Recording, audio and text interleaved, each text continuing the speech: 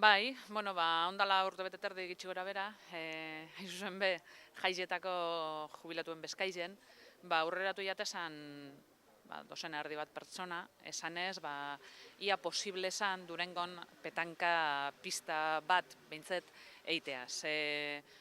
Eurek adierazien ebien moduen, osasunerako nahiko ona dela, edo osasungarria dan kirola dela, eta beste hainbat lekuten martxan jarritako ekimena zala. Hasi ginen bueltaka asuntu honegaz, bulego teknikoagaz berroain eman, gure asmoa zan jartzea alik eta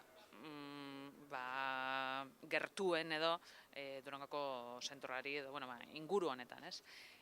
Kosta jakun, sonalde bat topetie, baina azkenien pentsagoen duen leku hau nahiko aproposa zala. Alde batetik, ontxarte ez dauelako eukin alako helburu berezirik eta askotan nahiko hankasgora egoten zan, eta bestetik uste gendulako ona zala alako ekimen bat bertan sartzeaz, eguzkiari begiratuta eta ona zan hori keizpe eta eguzkiaren arteko pistak izatea.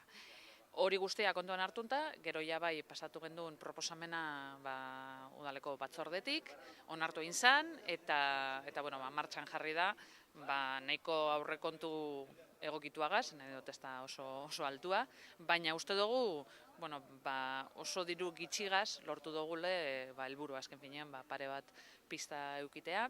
Pista honetxek gitxi gora bera erabiltzen diren neurrien araberakoak direz, eta